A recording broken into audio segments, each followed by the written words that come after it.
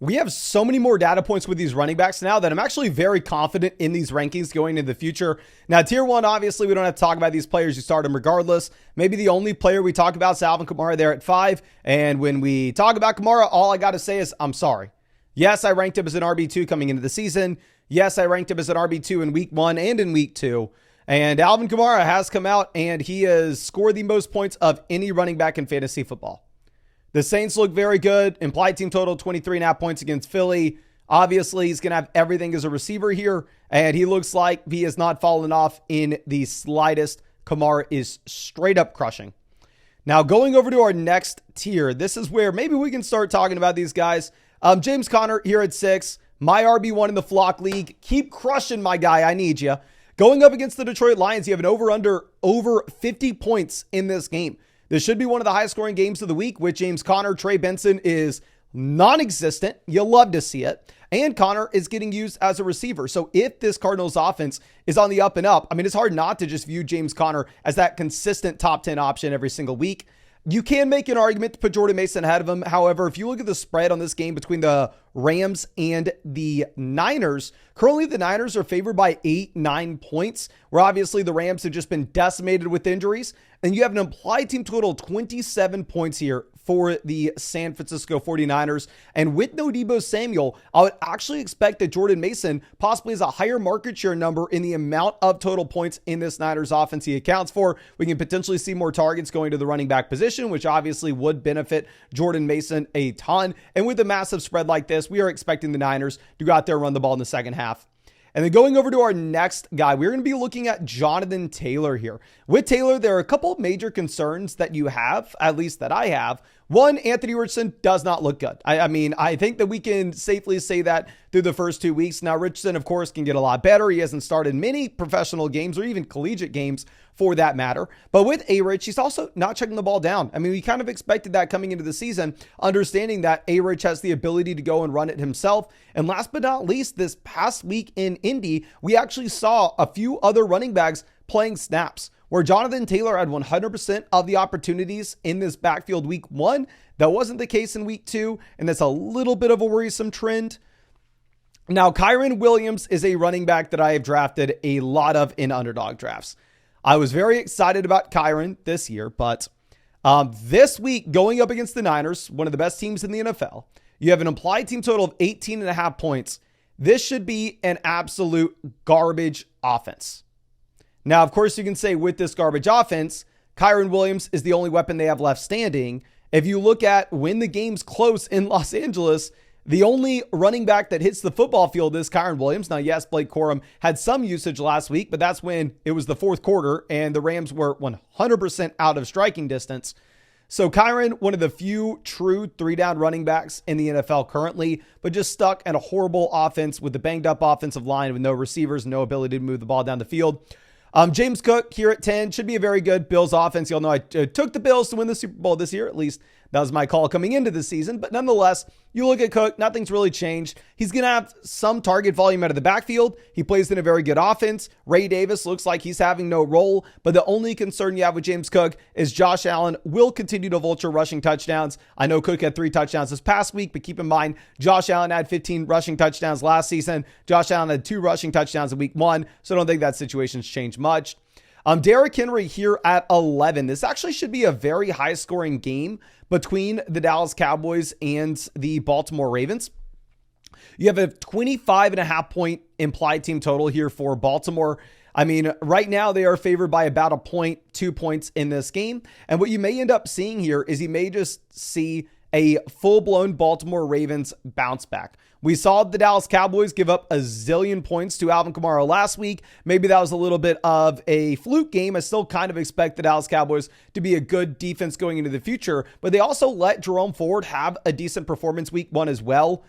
Y'all know I'm not a big Derick Henry guy. I don't necessarily think he's going to catch the ball, but I think the Ravens just have an offensive bounce back here. Our next guy will be Joe Mixon at 12. Now, I am ranking Joe Mixon with a little asterisk next to him. I don't know if he's going to be playing this weekend. Deals with the ankle injury. The reports initially are saying, you know what? He's dodged anything serious. He's not going to be out for an extended period. I don't know if he's going to be out this week. If he is 100% healthy, he's probably higher than this in these rankings. Obviously, if he's banged up, we see a little more Cam Akers, he probably is lower than this in these rankings. So, of course, I'll be updating the rankings on the site literally every single day until kickoff. So, yeah, just make sure you're tracking there because as we get more news regarding Mixon, I will be updating these. Devon Achane at 13. I know y'all are going to hate this. Etienne obviously looks like he was the best valued running back in fantasy football drafts this season. Etienne showed us through the first 2 weeks, he is prime Alvin Kamara. He has the receiving role. He has the usage in the red zone. Now, a couple different things with this Etienne ranking. One, I don't know the availability of Raheem Mostert. If Mostert does come back in this week, then at that point, obviously, Etienne could go from seeing 30 touches in a game, maybe back to seeing 15 to 20, but having the receiving role and still being extremely valuable.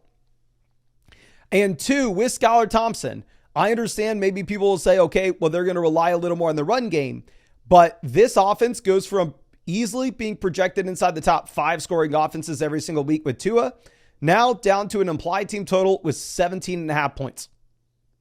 The Miami Dolphins offense, I believe, is projected out as the 4th worst offense in the NFL this week. The only offenses that are supposed to be worse are the Giants, the Broncos, the Patriots, and the Packers, all of whom obviously are ranked behind Etienne. Now, like I said, if Mostert is ruled out for this week, I would expect Etienne to climb these rankings, specifically in this tier. But I'm going to tell you one thing, he could not get higher than running back 6 because of how bad this offense is going to be. Now, going down to our next tier, Josh Jacobs obviously sees a monstrous workload last week. You see with Malik Willis that their game plan is, okay, yeah, we know we can't throw the ball, so we are just going to have to run it over and over and over and over again. Jacobs is going to have that role. We actually hear that Marshawn Lloyd finds himself on the IR. So really, this running back room has thinned out at the same time. So everything sets up perfectly for Jacobs. However, the issue is Malik Willis not going to dump the ball off very often, and you have an implied team total of 17 points. This is supposed to be one of the worst offenses in the league with no Jordan Love. Once Love comes back in, Jacobs will rise. Our next running back here will be Zach Charbonnet. Now, Zach Charbonnet at 15 is clearly a ranking under the assumption that Kenneth Walker misses. I will update this on the site as we get additional news regarding Kenneth Walker. What we saw last week is legitimately 100% of the snaps going to Zach Charbonnet. Charbonnet was the only running back to touch the field. This should be a very good offense in Seattle. You have an applied team total of 24 points. We know Charbonnet is going to have the goal line role, and we know Charbonnet is going to have the usage as a receiver. So if Walker misses, Charbonnet is a must-start player. If Walker plays, you can honestly slide Walker right into the same ranking and say that Walker is a must-start guy. I'm going over to our next running back. We'll be looking at Travis Etienne, making this ranking with a little asterisk on it as well. We need to see what happens with Tank Bigsby. Honestly, if Bigsby plays, if Bigsby misses, Dearness Johnson's going to step into that role anyway. It doesn't matter. I'm going up against Buffalo. I am very much worried about this Bills matchup. I think the Bills have a great defense this year. And also, if you're looking at the spread on this game, you currently see the Bills favored by about 6 points. The Jacksonville Jaguars haven't looked like a great offense. Lawrence hasn't looked phenomenal. Kind of is what it is. Now, going over to RB17, Rhamondre Stevenson is my RB2 in the Flock League. I have thrown him on the trade block. I've tried to sell him. And the reason is I think you are about to see a collapse of overall offensive output for this New England Patriots team. Right now, the Patriots have an implied team total of 15.5 points this week. Still consistently being projected to be the worst offense in the NFL. Antonio Gibson is getting some usage here. Now, with that being said, Rhamondre Stevenson obviously is the feature down back. If you look at Underdog, Rhamondre does have a higher lower at 85.5 total yards. I honestly don't mind taking the lower on Rhamondre, 85.5 total yards for this week, just because the offense is going to be so bad. I think you have some Gibson usage. Clearly, I'm trying to jinx myself. Please, Rhamondre, come out and crush it for us. But yeah, I'm just still very much worried about this Pats offensive line and quarterback play. But if you wanted to check out that pick'em over on Underdog, or really any pick'em, you can find that link in the description and comment section. If you use code FLOCK, you're going to get a 50% deposit bonus up to $1,000. Plus, with code FLOCK, you will get a free CeeDee Lamb pick, more than less than half a total yard, a free Aaron Rodgers pick, more than less than half a total yard for Thursday night, and a free team review through flockfantasy.com, so I can advise you exactly what to do with your fantasy football team in the live stream. But yeah, you can find that link in the description and comment section. Going over to our next guy, we are going to be looking at Zach Moss. Yes, I know y'all hate this. I know heads just exploded to see Zach Moss ahead of some of these other running backs, as Zach Moss has done nothing this year. And Zach Moss has been in a garbage offense. He has not looked good touching the football. However, all that goes out the window against Washington. This game against Washington, the Cincinnati Bengals, according to Las Vegas sportsbooks, are currently projected to score the most points in the NFL. Washington has an absolute dumpster fire defense. I want to take a stance here that the Cincinnati Bengals are a top 10 offense in the NFL going forward. I think this is a top 10 offense going up against one of the worst defenses in the league. Right now, you have a massive spread on this game of about 7 points, an applied team total 28.5, and Zach Moss has seen 90% of the snaps in the Cincinnati Bengals backfield. So if Moss is seeing pretty much every single snap, pretty much every single touch, it's a great offense and a great matchup. I don't care. I think you have a ton of touchdown upside with Zach Moss. Now, going over to our next back, we will look at Tony Pollard. I think it's going to be one of the lowest scoring games of the week. You have the Will Levis Titans going up against the Malik Willis Green Bay Packers. The total in this game's about 37 points. Ultimately, it comes down if Tyjae Spears is going to play or not, exactly where you want to rank Pollard. Like I said, I'll be updating these every day on the site. I am ranking Pollard here under the assumption that Tyjae Spears plays. If Spears plays, I think there's that chance that Spears has a third down work. I think Spears most likely has the 2-minute drill job. And if that is the case, it may cap Pollard just a bit in what should be one of the worst offenses in the league. Now, with all that being said, if Spears does miss, Pollard probably jumps Moss, Stevenson, Etienne, and maybe Charbonnet. He's probably RB15, RB16 in that instance.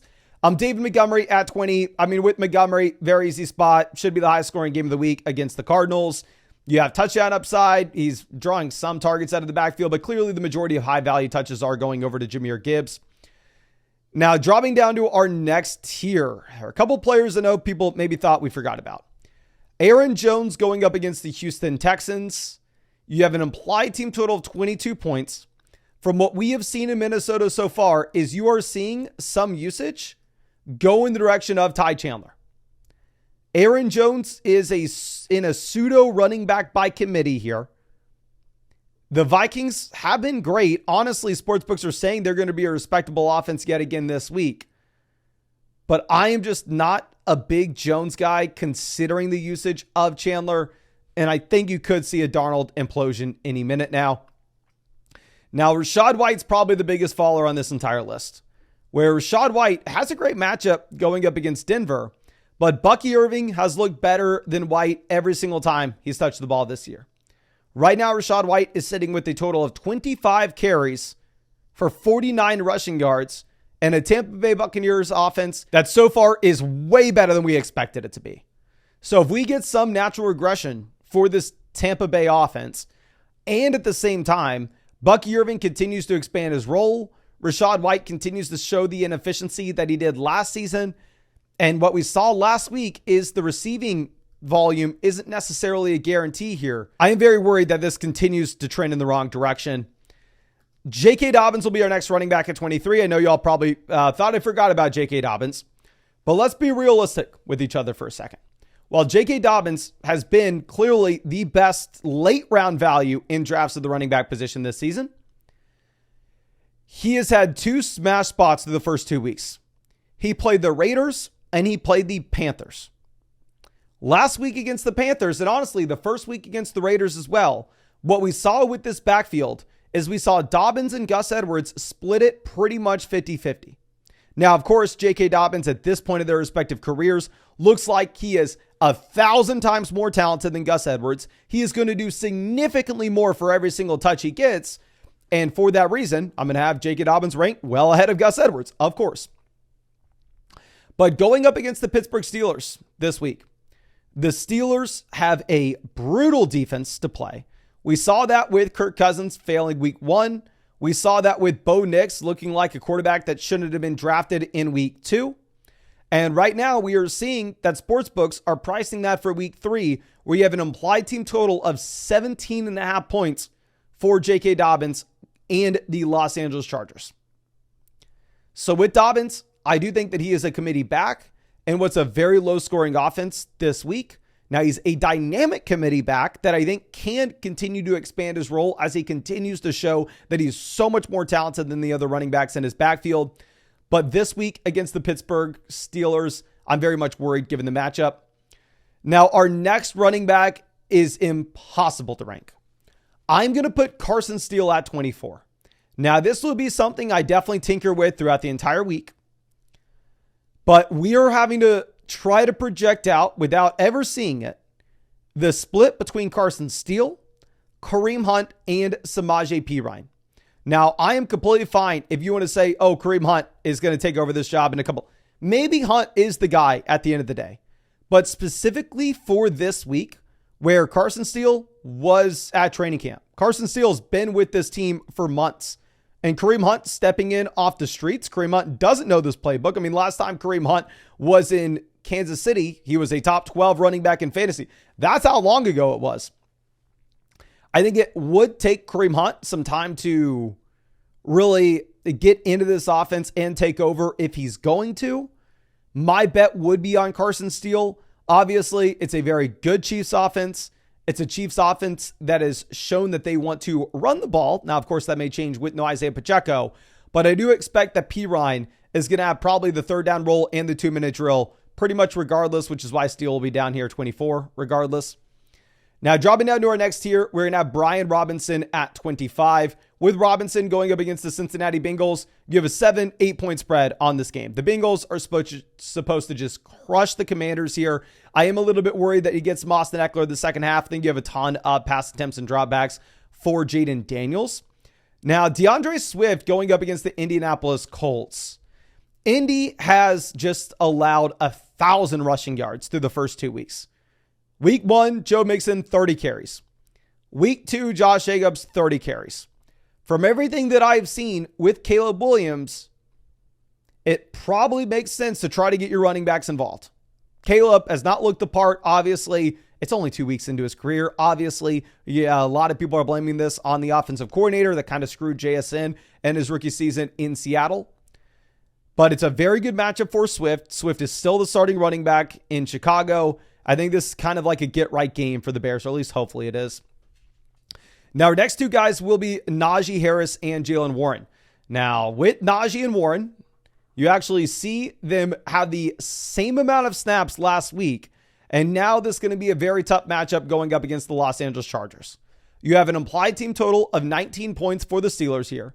This is the second lowest projected scoring game in the entire league. They're 50-50 backfield splits, and we are getting confirmation that Justin Fields is going to be the starter here in Pittsburgh. So that does scare me a little bit, and that we know Justin Fields historically has a lower checkdown rate to the running backs out of his own backfield. We know that Justin Fields is going to be a threat to potentially steal rushing touchdowns. And with this, we know the Los Angeles Chargers want to play good defense and run the ball, which probably isn't a recipe for you to be excited to have players going against them.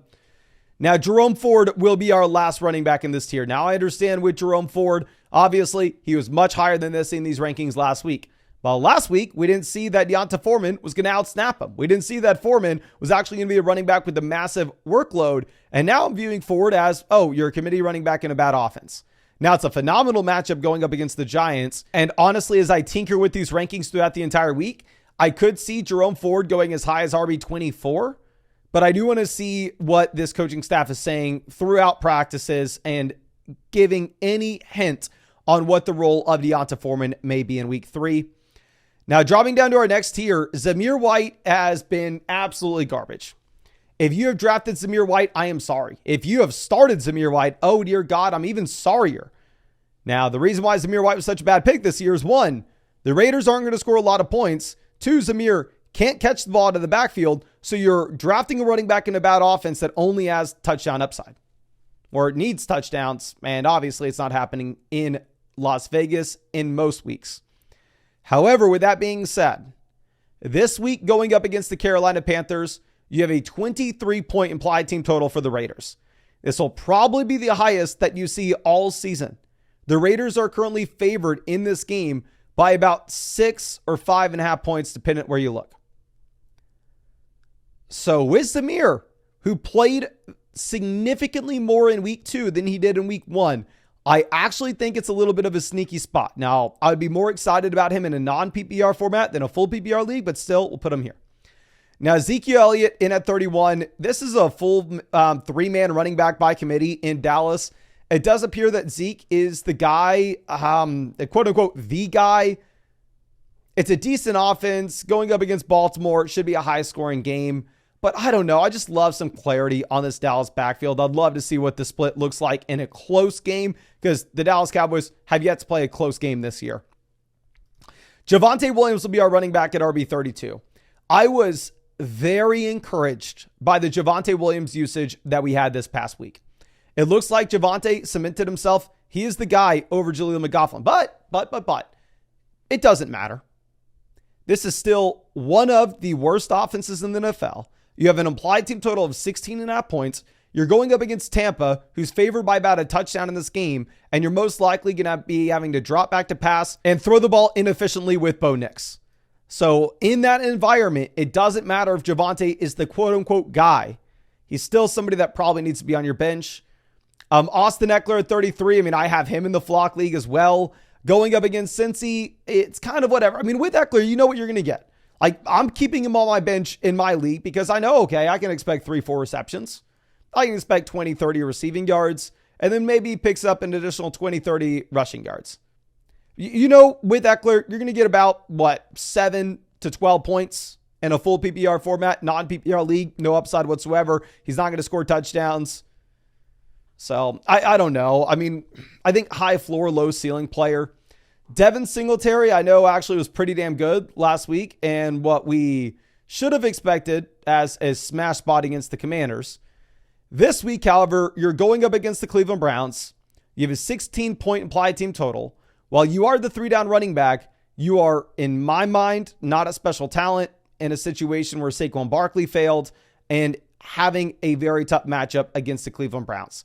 If you look at my rest of rankings on flockfantasy.com, I'll probably have Singletary over Ekeler. I may have Singletary over Zamir. It's just a much tougher matchup going up against Cleveland than somebody like Zamir going up against Carolina. Then Chuba Hubbard at 35. With Hubbard, I actually have more hope for this Carolina Panthers offense compared to what they had with Bryce Young with Andy Dalton. I think that they may have a shot to move the ball down the field. It can't be worse than it was with Bryce Young, that's for damn sure. But my issue with Chuba is I still expect it to be a bad offense. Chuba Hubbard, I don't think is a special talent, and he is splitting at the same time with Miles Sanders. So if you're Chuba Hubbard, I can get you in my lineup if you're a bad running back in a bad offense if you have every single touch. But if you're a bad running back in a bad offense and you're split in the backfield 50-50, I have no interest. Now, dropping down to our next tier, we're going to go Deonta Foreman at 36. Definitely trending in the right direction. Has a great matchup going up against the Giants as well. But Jerome Ford's going to have the receiving work here, right? So it doesn't really matter if Foreman is the player that has the vast majority of snaps in the backfield. If Ford is the receiver in what we expect to be a bad offense with not a lot of touchdown upside, I think it would be tough to start Foreman in a full PPR format. Rico Dowdle would be your next guy at 37. Should be a very high-scoring game. I still think by the end of the season that there's an outside chance Rico Dowdle does take over this starting running back job for the Dallas Cowboys. But as it stands right now, he's still kind of in a 3-man running back by committee. But like I said with Ezekiel Elliott, it's just almost impossible to rank these Dallas Cowboys running backs because we've seen 2 games where they both got out of hand very, very fast. So the underlying snap data is kind of meaningless. Bucky Irving at 38. Good matchup going up against Denver. Obviously, he is slowly but surely rising in these rankings as Rashad White continues to be extremely inefficient. And Bucky Irving now back-to-back weeks leading the Bucs in a rushing. Chase Brown will be our next guy at 39. With Chase Brown, he actually looks better than Zach Moss from a per-touch perspective. Obviously, that doesn't matter if the coaching staff has decided that Zach Moss is going to be the running back that they get the volume to, but it is a very good matchup going up against Washington. Tyler Algier will be our next guy at 40. We actually saw week 1, Bijan Robinson have the 90% snap share. In week 2, you definitely saw more Tyler Algier, but still pretty much just a premium handcuff back that I'm really only starting if you see Bijan go down. Ty Chandler will be our next guy at 41. I mean, really, all these guys are just desperation starts, but you'd be excited if the starter would go down in front of him. Tajay Spears, obviously, we could put a little asterisk on him being day-to-day with his respective injury. If Spears is cleared very early for this Sunday game, I'll most likely move Spears up to the tier above this. Maybe he'll be at RB 35. But if he's like a game time decision and he ends up playing, then at that point, I'm really not expecting a massive role week 1. Still think he kind of falls into the desperation play / handcuff area. Samaje Perine at 43. I think I'll have the receiving role in KC. If Kareem Hunt is inactive for this Sunday game, I'll probably move Perine up these rankings. Well, Braylon Allen at 44. Obviously, phenomenal this past week. Are you excited to start him going into the future? Nope, can't start him unless you get a Breece Hall injury. Justice Hill at 45 going up against Dallas. Kind of know who Hill is, right? You're hoping that the Ravens fall back in a big time way, and really their only hope is to just throw the ball. And if that's the case, you will see a lot more Justice Hill than Derick Henry. And then our last tier, I mean, honestly, all these guys at 36 and on are kind of about the same. We have Khalil Herbert, who looks like he is the locked and loaded RB2 over Roschon Johnson, which hurts me more than you could ever imagine in underdog drafts. Trey Benson at 47. I still think he has a lot of long-term upside, but right now he just simply has no role. Jaleel McLaughlin, horrible offense. Looks like Javonte is the guy over him, but neither are worth anything with how bad Bo Nix looks. Gus Edwards, 49, very tough matchup going up against Pittsburgh. Has had about an equal amount of opportunities as J.K. Dobbins, but the issue, of course, is the matchup and the fact that Edwards has looked horrendous. And then Antonio Gibson at 50, also a very bad offense, which should be the worst offense in the NFL, and Rhamondre should be the 3-down back here. But I think that's all I got for you. I really hope that we were able to help you out. And of course, if you have not done so already, subscribe if you play fantasy football. And if you wanted to check out any of those pick'ems over on Underdog Fantasy, you can find that link in the description in the comment section. If you use code FLOCK, you're going to get a 50% deposit bonus up to $1,000. Also, code FLOCK will get you hooked up with a free CeeDee Lamb pick, more than less than half total yard, a free Aaron Rodgers pick, more than less than half total yard. And on top of that, you will get a free team review in one of those live streams that we are hosting every single night through flockfantasy.com. But that's all I got for you. Really do appreciate you. Really hope you have a great day, and hope I get to see you out in a live stream later tonight.